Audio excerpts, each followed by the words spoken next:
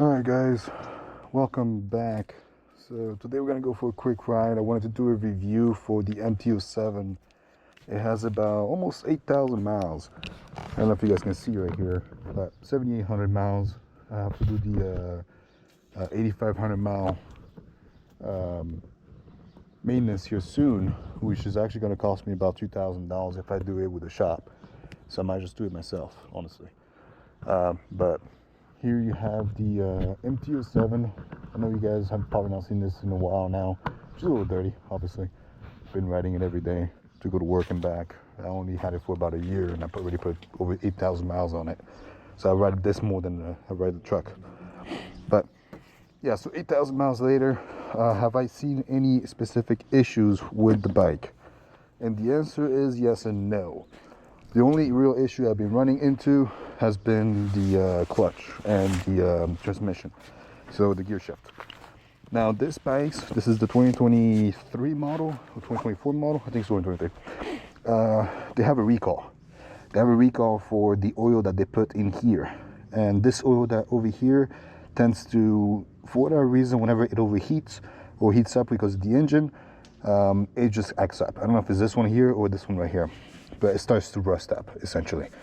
It creates rust with the engine and the gear shift, so it doesn't work properly.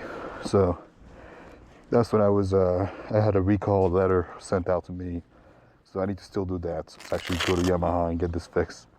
But other than that, it still runs great. I mean, and honestly shift pretty well until you start getting to like an hour ride. Anything above an hour, it starts to act up.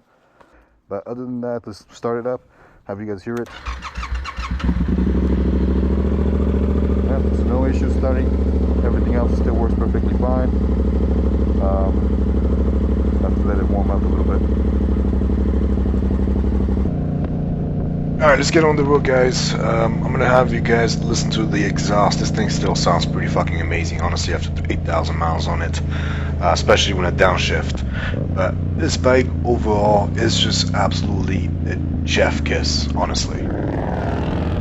Now, would I recommend this bike after 8,000 miles put on it? Honestly, the answer is still yes. I have driven this bike for quite a while. I've done a 5,000 mile review. I've done multiple reviews on this channel talking about the bike, the positive and the negative. Like, I started this video essentially talking about the issue with the gear shift. And I know for some of you that might be a deal breaker, but it is such a simple issue that you can honestly just switch and put a quick shifter on this bike, change the oil that's in there, and you be set. And honestly, that's really the issue that you need to fix. Other than that, I haven't had any issue at all. This thing does 60 miles a gallon on it, and just the overall sound and feel on the bike is just awesome.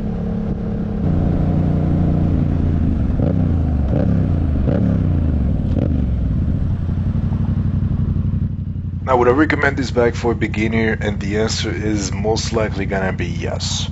I have had maybe 3 other bikes before this one, and this is probably one of the most beginner friendly bike I have used so far. Now, you would do 0 to 60 in probably about 2 to 3 seconds.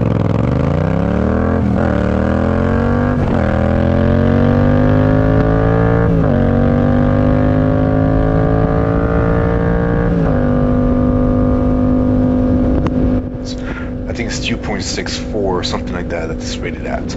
But after that, you're kind of limited. Like, you really won't hit 100 miles per hour until way later. So this, realistically speaking, if you can control your throttle early on, you're fine. You're seriously gonna be fine. And 9 out of 10 times, if you're a beginner, you're gonna be afraid of this bike. So naturally, you're not gonna be yanking on this thing. So you're not gonna have to be worrying about excessively speeding or wheeling it every 5 seconds, because all the electronics on this bike at this point are so safe that you're not going to be wheeling it really that easily. Now, have I noticed any changes in throttle response or fuel mapping over time? And honestly, the answer is still no.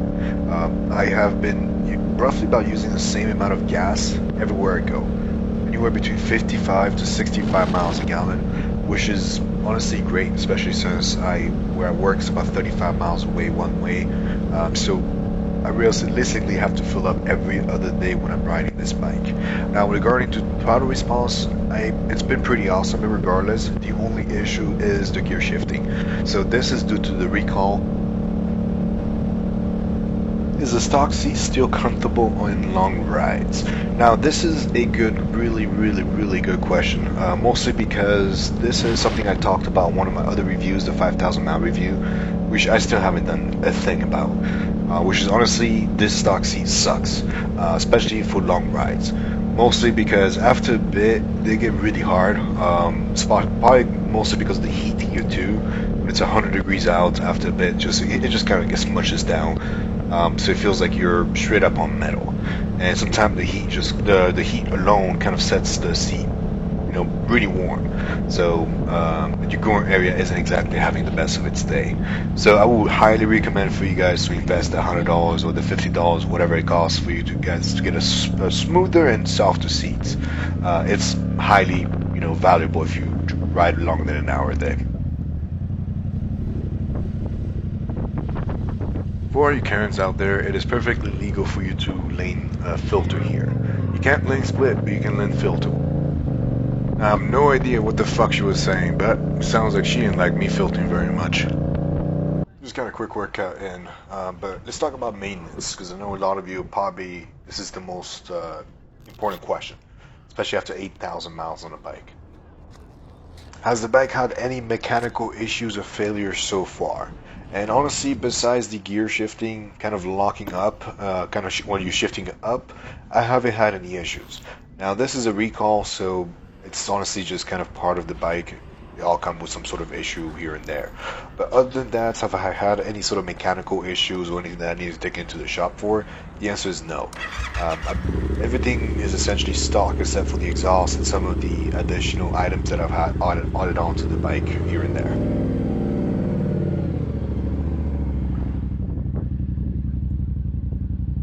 What sort of regular maintenance have I done myself?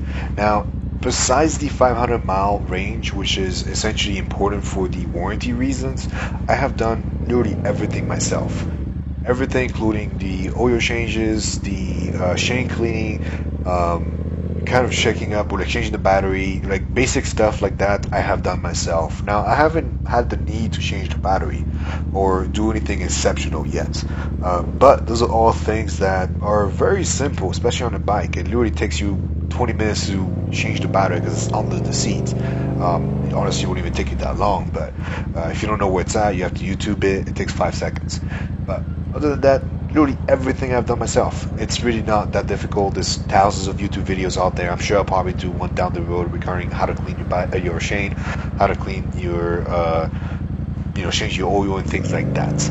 At 8,000 miles, there's one big maintenance at 8,500 miles that's coming up, and that is essentially I have to take the tank completely off and replace a lot of the smart plugs and a lot of the simple things that are electronic in a sense, to make sure that they're working properly. So those are going to be a little bit more in depth because I have to completely take the bike apart, but that will probably take me about 2 to 3 hours to do, especially since I don't have the experience doing those type of things. I usually just take it to the shop, but I also don't want to spend $2,000 doing that this time.